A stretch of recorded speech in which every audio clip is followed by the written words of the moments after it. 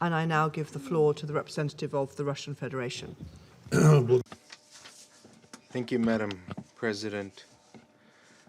I would like to first of all express our gratitude to the delegation of the United Arab Emirates for their presidency in the month of March. We're also grateful to the Secretary General, to Rosemary DiCarlo and Martin Griffith for their briefings.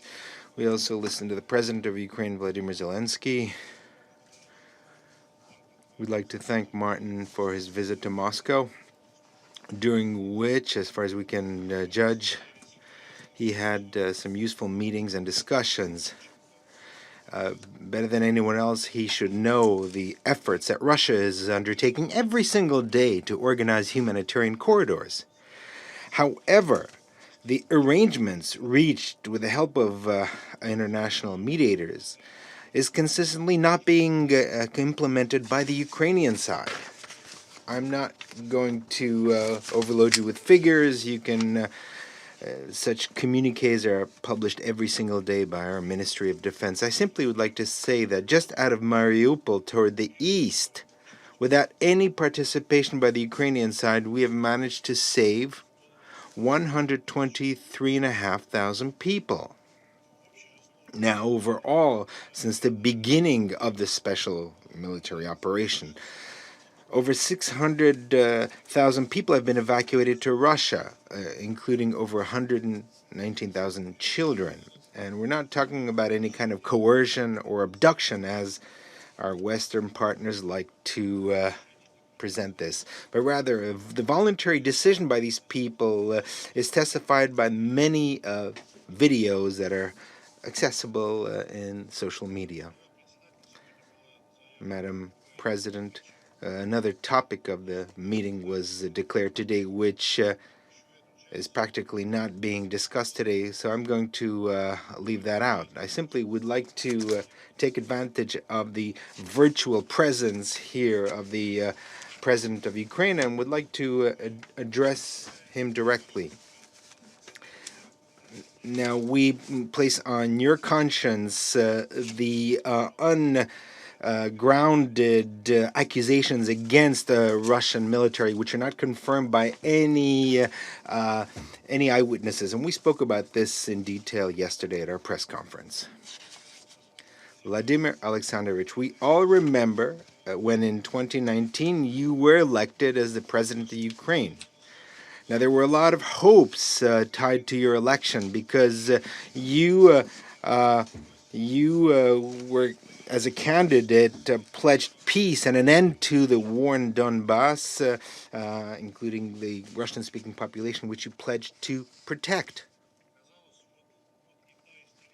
So it seemed that we were on the verge of correcting the historical injustice when, as a result of the Maidan coup in 2014, Ukraine began to be transformed into a hateful anti-Russia, and that seemed to be on the verge of being turned, that page of being turned. However, those hopes failed to be to materialize, and now you scornfully call the residents of Donetsk and Lugansk People's Republic as a subspecies, repeating what your predecessor stated, who in fact threatened that the residents of the Donetsk and Lugansk will rot in their basements. And you are calling on them to return, to leave and to Russia. And now you've declared war against your native Russian language by introducing, in essence, a linguistic inquisition in a country where Russian is the native language for a minimum of 40% of the population. And today, explosions and artillery rounds are exploding over the entire territory of Ukraine, and not only in the east, where they haven't ceased for the past 8 years. And they're exploding precisely because there was no other way of bringing peace to the Donbass, unfortunately, after you and your subordinates categorically refused to comply with the Minsk agreements, at the same time by preparing already back in March to solve the problem of the Donbass by military means. In the course of our special operations, we have found many secret orders testifying to this. We are told that There can be no Nazis in Ukraine. However, we know very well that not only are they there, but unfortunately they are running the show. And how can it be any other way when the national heroes of Ukraine are Nazi collaborators Bandera and Shuhevich, who are responsible not only for the Holocaust, but the killing of hundreds of thousands of peaceful Poles, Russians, Ukrainians, and Jews? You simply preferred not to notice Ukrainian Nazis, pretending that they're simply not there. But unfortunately, they are there, and they are very many of them, and among them a lot of young people. How do we know that? Well, they're not concealing it. They have tattoos made, Nazi tattoos. They decorate their clothing with swastikas and other Nazi symbols. They give Nazi greetings, and they're open about it in the social media. There are particularly many of them in the national battalions such as Aidar, the Right Sector, and the Azov Battalion. And that would be one thing, but they're also acting like Nazis, and they're killing like them. And they're not just killing Russian or prisoner soldiers, in which they torture and gloat about it on the social media, but they kill their own.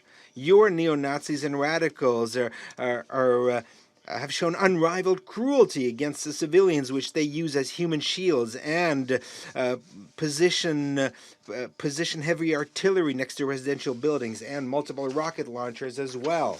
Today we've heard once again a huge amount of lies about Russian soldiers and military. We have hundreds, if not thousands, of video testimonials of people who are ready to provide testimony about the cruelty of Ukrainian nationals. I'll just read some of them here. These are cruel histories, but you need to hear them. Natalia Kudinova says, the mayor of the town was one of the first to run away. Afterwards, the Ukrainian authorities lied that Russia was not letting people through humanitarian corridors. The National Battalion Azov, under threat of death, kept women and children in basements, and it robbed civilians at checkpoints. A grandmother said that the Azov Battalion did not allow her to leave basements. Anyone trying to leave was shot at the Azov checkpoint. Women and girls were stripped naked and had their jewelry and money taken away, including their Valentina Nikolaevna Borisenko says how Ukrainian soldiers kicked out women with 2 children from a private home and then used it to lob mortar rounds. And that woman had 2 children. They were kicked out by soldiers with blue armbands. Those are Ukrainian insignias, insignias of the Ukrainian army. Marina Vassilievna testified that she was tortured in a basement by Ukrainian security services. They tied me to a sewer pipe when I found out I was Russian. They beat me, used electric current, raped me, and they threatened to rape my young daughter.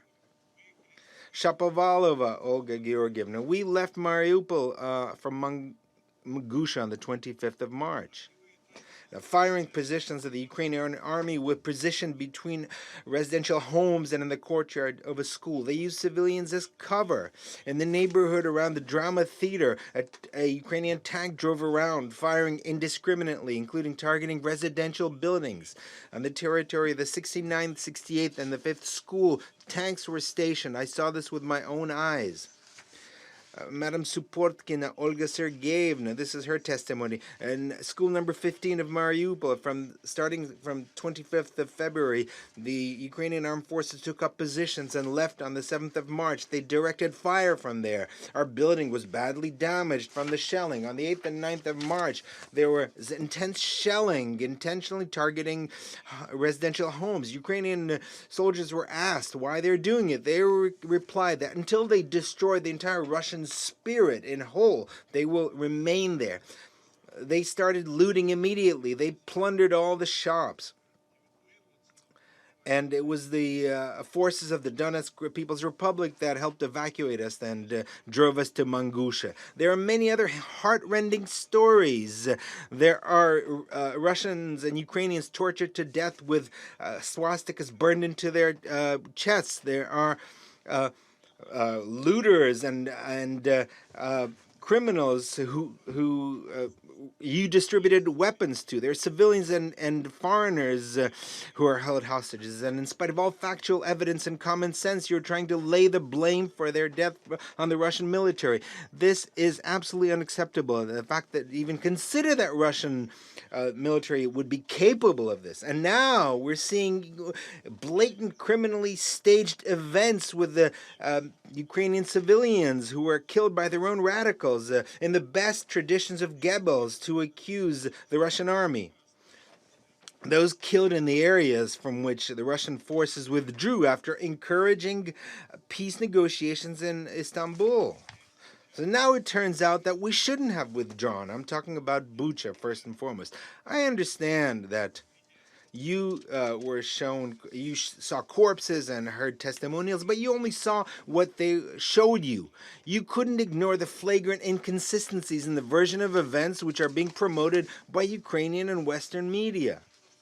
The fact that the corpses were not there right after the withdrawal of the Russian forces, which is confirmed by several videos, and the fact that there are recordings where Ukrainian radicals urged shooting at those with white armbands, in other words, against civilians.